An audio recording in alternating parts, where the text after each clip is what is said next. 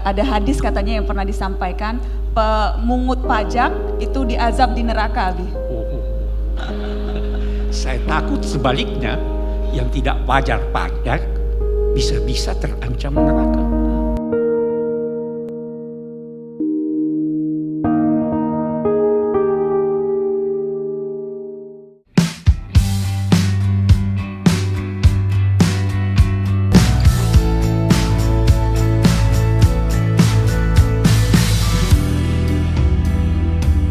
Assalamualaikum warahmatullahi wabarakatuh. Alhamdulillahirabbil alamin, senang sekali Syihab bisa kembali hadir di Narasi TV, dan kali ini spesial karena saya dan Abi Quraish Syihab berada di tengah-tengah pegawai dan keluarga besar Kementerian Keuangan di Masjid Al-Amin, Kompleks Kementerian Keuangan. Assalamualaikum Abi. Waalaikumsalam warahmatullahi. Assalamualaikum teman-teman, selamat siang. Terima kasih banyak sudah meringankan langkah, meluangkan waktu untuk kita bersilaturahmi bersama hari ini. Abiku, karena ini di Kementerian Keuangan, jadi kita mencari topik yang sesuai dengan teman-teman. Kita mau bicara soal uang, Bi. Wah. Kita mau bicara soal uang, soal harta, soal bisnis, dan mari kita kaitkan itu dengan ibadah. Nana ingat ada bukunya Abi dan kita sempat bahas juga soal ini. Nah, mau kita mengulang sedikit soal itu. Berbisnis dengan Allah. Apa itu, Bi? Bagaimana kita bisa bisnis dengan Tuhan? Iya. Bismillahirrahmanirrahim. Itu filosof Ibnu Sina, Avicenna, berkata bahwa hubungan manusia dengan Tuhan itu ada 3 macam. Ada seperti hubungan ibu dengan anaknya, tidak mengharapkan sesuatu dari anaknya, uang, kedudukan, apapun tidak diharapkannya, karena hubungannya adalah hubungan cinta. Ada orang-orang seperti itu. Kalau kita sebut Rabi'ah al-Adawiyah, Tuhan, kalau saya mengharap sorgamu dengan beribadah, tidak usah beri saya sorga. Kalau saya takut dari nerakamu, maka masukkan saja aku ke neraka. Tapi aku cinta padamu, maka tambahlah cinta itu. Ini tingkat pertama, sulit ini. Itu sufi ya, Bi? Ya, itu orang-orang sufi. Nah, yang ketiga, sebelum yang kedua, yang paling rendah nih, berinteraksi dengan Tuhan karena takut. Seperti halnya seorang yang bekerja, yang pekerjaannya baik kalau dilihat, tetapi jadi buruk kalau tidak dilihat. Ada pembantu membersihkan kalau dilihat oleh majikannya, tapi menyembunyikan kotoran kalau tidak dilihat. Kedua, pertengahan, berbisnis dengan Tuhan. Pebisnis selalu ingin untung. Ya. Ingin untung dengan modal kecil, untung besar. Bebisnis mencari apa yang disenangi oleh umum, baru dia menyajikannya. Begitu. Demikian juga berbisnis dengan Tuhan, mencari untung. Dalam hal ini pahala. Dalam hal ini pahala. Jangan heran kalau kita gunakan istilah berbisnis, karena Al-Quran menggunakannya. Hal adullukum ala tijaratin tunjikum min adzabin alim. Maukah kamu saya tunjukkan perdagangan, perniagaan yang menyelamatkan kamu dari siksa yang pedih? Ayat lain, aqridullah qardan hasanan, beri kredit Tuhan. Bisnis. Di Al-Quran disebut berikan hutang. Qard itu terambil, kredit itu terambil dari kata qard. Konteksnya apa ketika di Al-Quran bilang beri hutang kepada Tuhan? Bantulah orang lain dengan memberinya pinjaman atau hadiah, itu berupa sesuatu yang kamu berikan pada Tuhan sebagai kredit, nanti dia balas dengan berlipat ganda. Ya kan?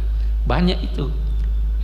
Fastabshiru bi bai'ikumul ladzi, bergembiralah dengan perniagaan, pembelian, penjualan yang kamu lakukan dengan Tuhan. Itu berbisnis. Nah, bagaimana berbisnis ini? Cari yang mudah, untungnya banyak. Apa itu? Akhlak yang baik. Mudah kan? Anda senyum pada orang, Anda berbaik-baik pada orang, mengucapkan kata-kata yang manis pada orang. Bahkan tanpa akhlak bisa jadi ibadah Anda tidak diterima.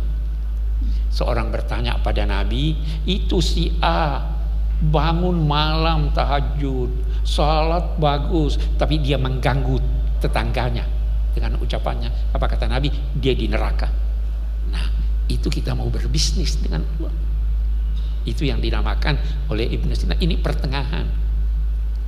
Saya kira itu ya kesimpulannya begitu. Pertengahan. Jadi kalau belum bisa mencapai yang paling atas, minimal kita berbisnis. Kita yang pertengahan deh kita perlu, apalagi mudah. Paling mudah sekali. Iya kan? Ya. Oke. Konteksnya kalau kita bicara harta, bagaimana harta itu maknanya apa kalau kita bicara harta dalam Al-Quran? Iya. Harta itu segala apa yang dapat dimanfaatkan selama tidak bertentangan dengan prinsip-prinsip ajaran agama. Boleh jadi sekarang apa yang dapat dimanfaatkan itu sudah lebih banyak dari dulu. Sesuatu yang bisa dimanfaatkan itu harta. Benda, rumah yang disewakan, itu semuanya adalah harta. Nah, harta menurut Al-Quran ada beberapa prinsipnya. Yang pertama, harta bukan milik manusia tapi milik Tuhan.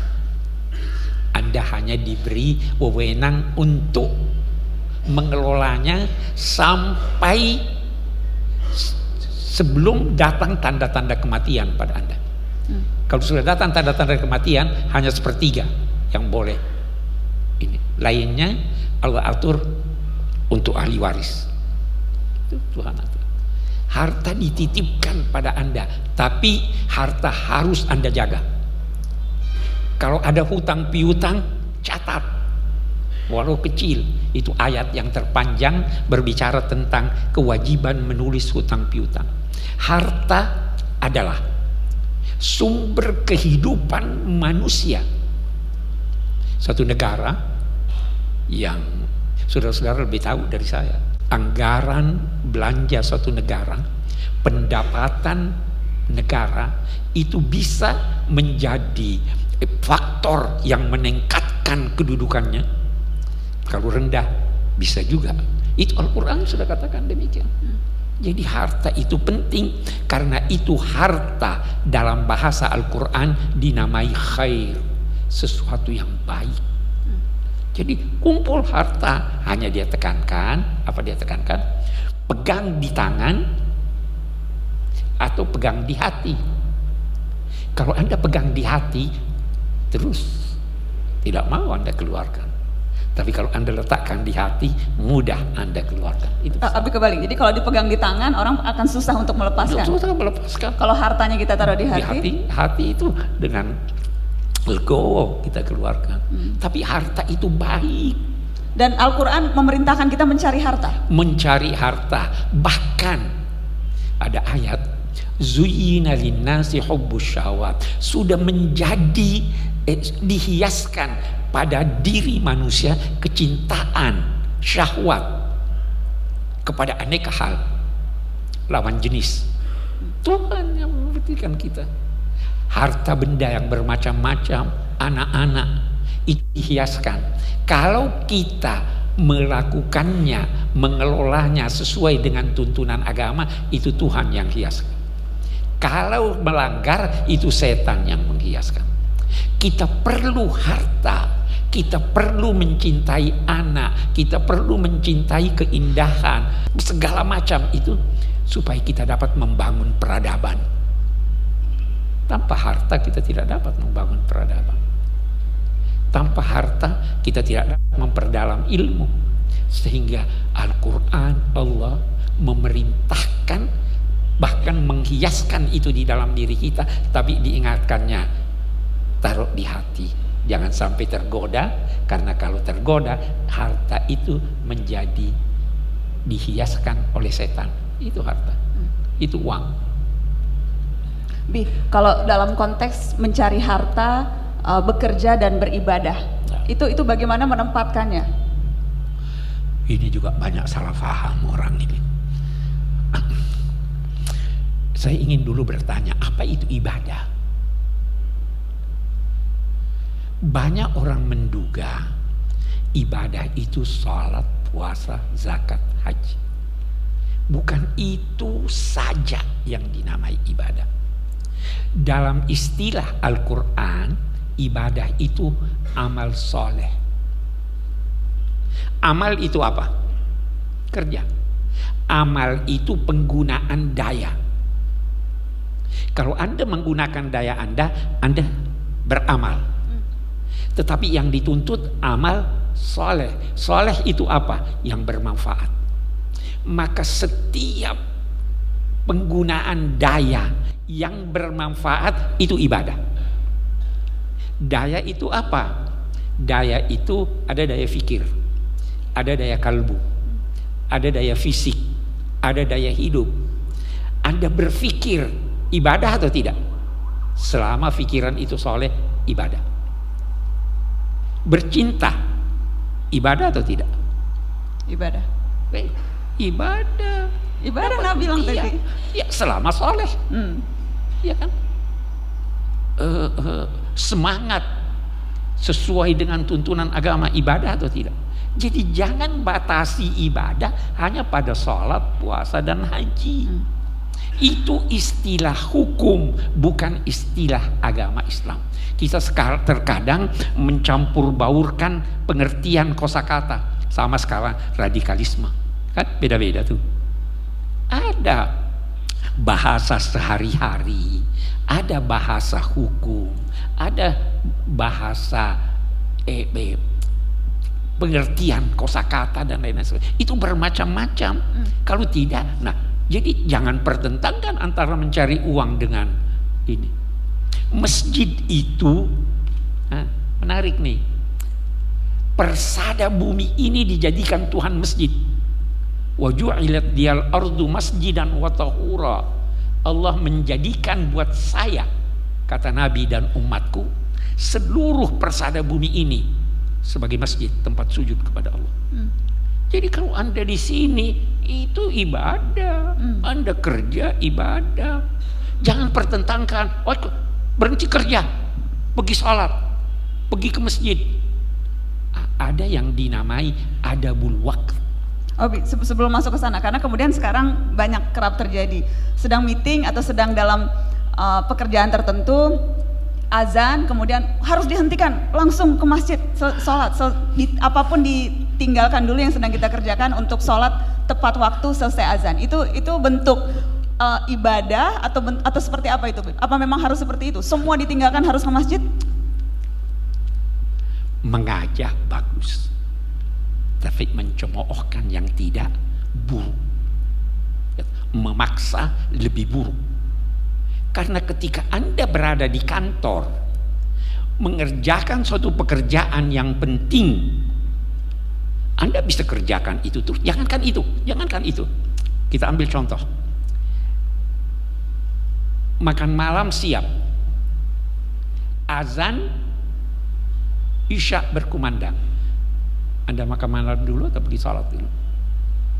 Yang mana, Bi? Kira-kira yang mana? Pertanyaan jebakan ini. Makan udah siap di atas meja, azan. Kalau Abi? Qaddimul isya'a alal isya'. Dahulukan makan malam baru pergi sholat isya. Anda punya pekerjaan penting. Kalau Anda pergi sholat, khusyuknya kurang. Itu prinsip. Jadi jangan ini. Nah, ingat tapi sempat cerita ada kisah Nabi di mana juga Nabi menunda sholat zuhur sampai masa yang paling akhir untuk supaya bisa khusyuk pada saat sholat. Itu seperti apa? Iya, itu betul. Jadi Nabi pun pernah menangguhkan sholat karena ada sesuatu yang penting. Misalnya jangan jauh-jauh, kita di sini hujan lebat, boleh enggak Anda tidak pergi sholat Jumat? Dalam agama boleh. Nabi pernah dalam situasi perang sibuk, setelah berlalu masa waktu sholat, beliau berkata, syaghaluna an salatil wusta salatil asr. Kita sampai tidak sholat wusta, sholat asar, karena kita sibuk. Jadi agama ini jangan pernah beranggapan kegiatan apapun yang Anda lakukan itu harus dilakukan segera. Salat itu ada waktunya. Azan itu awal waktunya, ya kan? Anda boleh salat, waktu itu apa sih artinya waktu? Waktu itu adalah masa yang disiapkan untuk memulai pekerjaan dan masa akhirnya perbuatan itu harus dilakukan. Jadi kalau kita berkata Zuhur jam berapa? Jam 12:10. Asar katakanlah jam berapa sekarang? Jam 3 lewat ya. Oke. Kalau Anda salat Zuhur pada jam 3 masih sah. Bahkan salat Jumat itu Al-Quran menyatakan kalau sudah azan bersegeralah pergi salat, ya kan? Ya. Idza nudiya lis-salati min yaumil jum'ah fas'au ila dzikrillah. Apa langsung Anda harus itu? Bagus kalau langsung, kalau tidak ada halangan, ya kan? Tetapi kalau menanti sampai kita lihat sampai imam ruku, salat Jumat Anda masih sah. Ini bukan berarti bahwa anjuran untuk lambat-lambat, tetapi ada situasi. Itu sebabnya ada yang dinamai adabul waqt. Penting. Keberagamaan itu dibawa kemanusiaan. Kemanusiaan mendahului keberagamaan. Saya beri contoh. Ada anjing kehausan. Anda mau sholat, tersedia air hanya cukup untuk wudhu. Anda beri anjing atau wudhu? Nah, kemanusiaan itu berarti hanya tertuju pada manusia. Kemanusiaan menuntut Anda memberi dia minum. Karena kemanusiaan mendahului keberagamaan. Mau haji, uangnya untuk haji cukup, tapi keluarga di belakang terlantar. Pergi haji atau kemanusiaan terlalu banyak contoh-contoh kita selalu mengedepankan ini agama begini, ini wajib dan sebagainya, sehingga kita melupakan prinsip-prinsip bahkan kemudahan-kemudahan beragama. Jadi ibadah begitu. Ibadah itu kunci. Dia tujuan perantara, tujuan akhirnya ada. Apa tujuan akhirnya? Mendapat ridha Allah. Kalau mau saya beri contoh, pertandingan sepak bola itu tujuannya apa? Menang, Bi. Ya, Anda bisa berkata begitu, itu tujuan akhirnya. Tapi ada yang berkata tujuannya menggolkan. Menggolkan itu tujuan sementara, tapi tujuan akhirnya menang. Tujuan hidup Anda apa? Beribadah?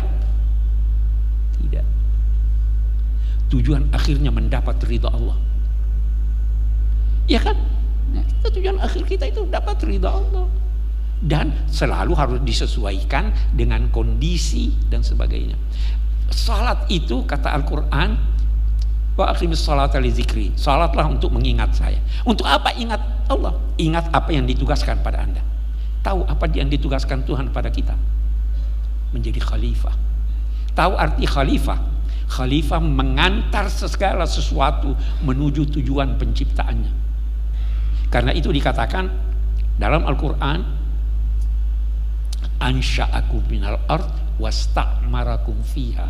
Allah menciptakan kamu dari tanah bumi ini dan memerintahkan kamu memakmurkannya. Nah, kita memakmurkan itu untuk ini. Saudara tahu, saya mau beri contoh lagi. Seandainya besok kiamat, atau janganlah besok, 1 jam lagi akan kiamat, 1 jam lagi Anda akan mati. Nabi berpesan, pesannya bukan dikatakan ayo sholat, ayo istighfar, kira-kira begitu kan? Sudah mau mati nih.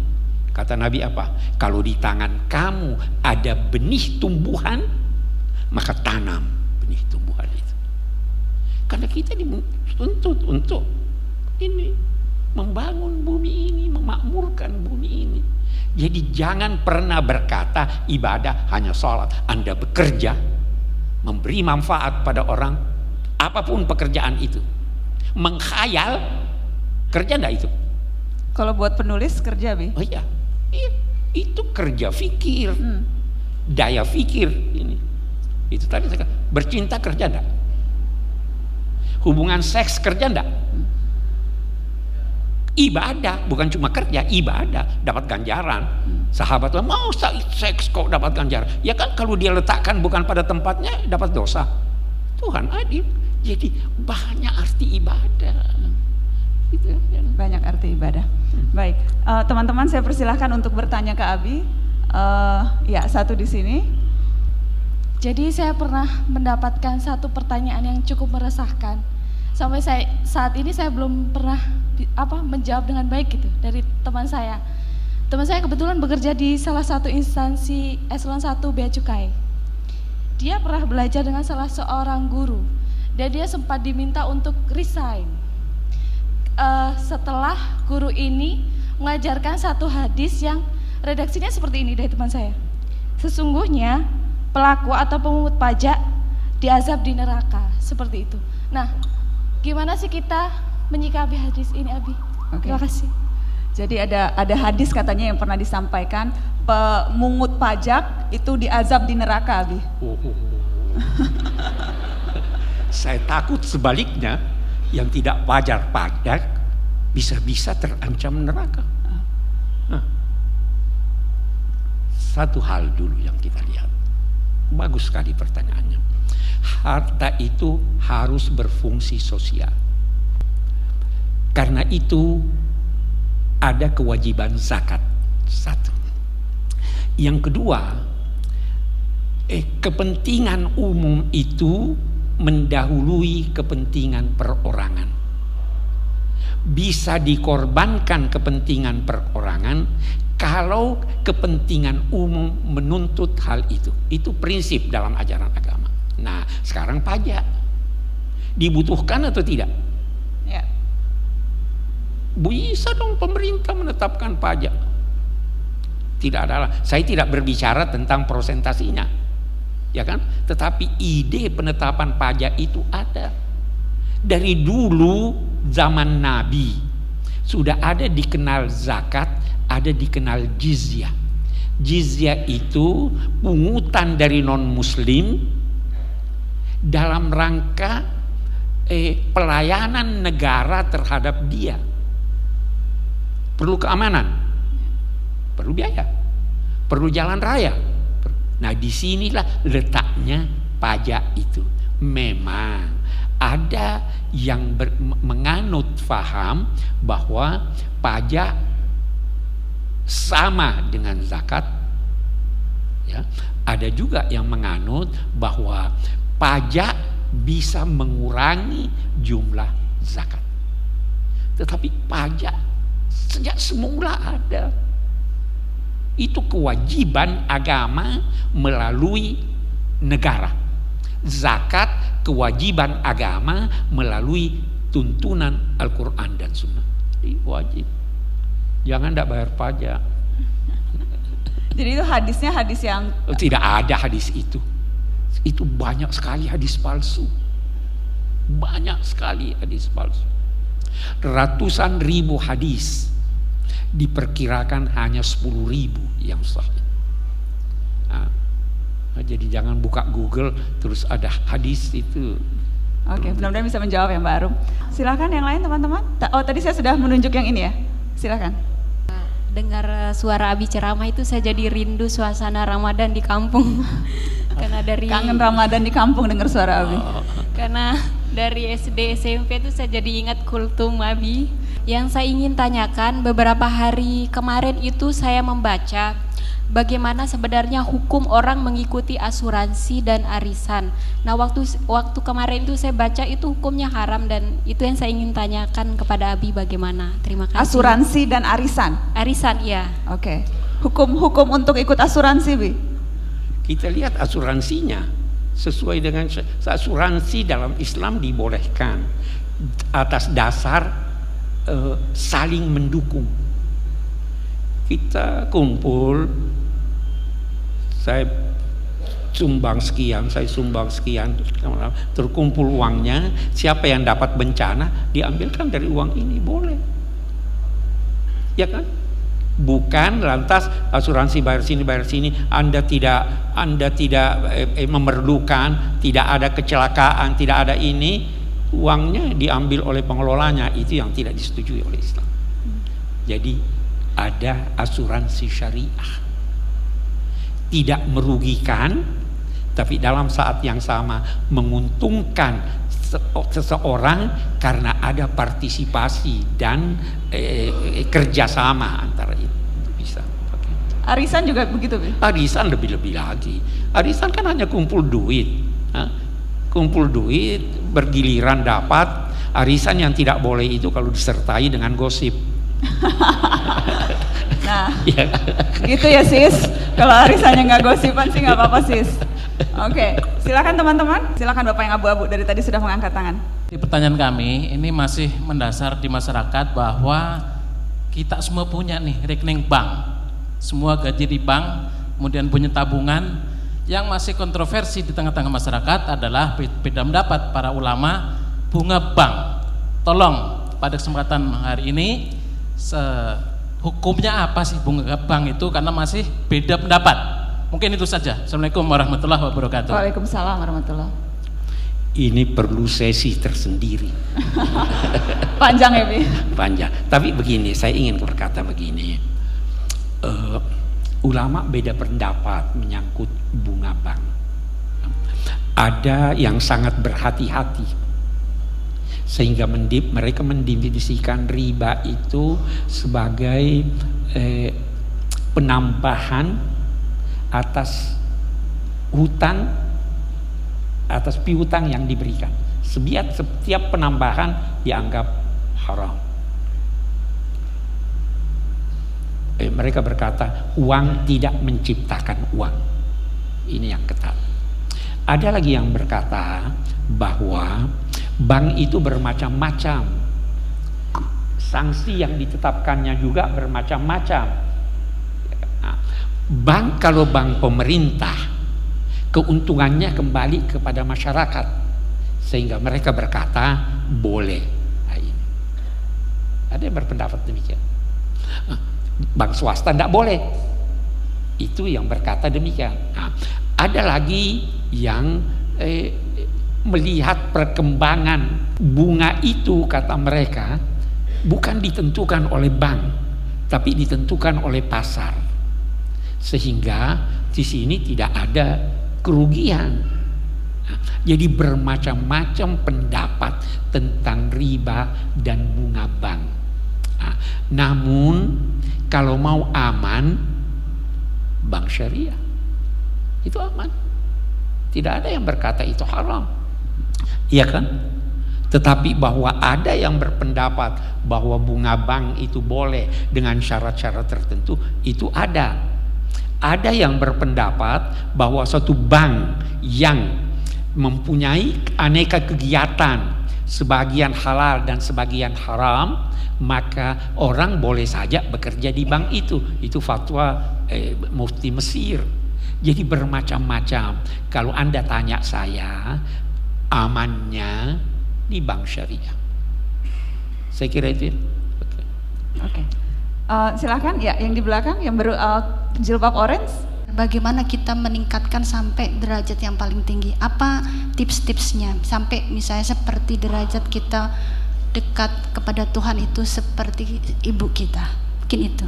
Makasih. Bagaimana meningkatkan cara kita untuk meningkatkan hubungan dengan Tuhan? Tadi kan Abi bilang yang paling bawah itu karena kita takut. Yang kedua bisnis. Yang ketiga karena kita cinta. Bagaimana cara kita menaikkan level? Mau menaikkan level, bagus. Bagaimana Anda meningkatkan cinta? Tak kenal maka tak cinta, kan? Kenalilah Tuhan. Semakin Anda kenal, semakin Anda cinta Dia.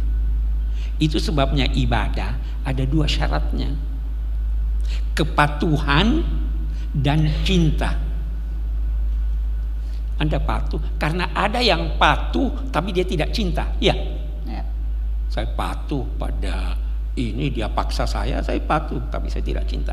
Ada yang cinta tapi tidak patuh. Bagaimana itu? Saya cinta anak saya tapi saya tidak patuh padanya. Terhadap Tuhan cinta dan patuh. Kenapa patuh? Karena apa yang diperintahkannya menguntungkan saya. Ya kan?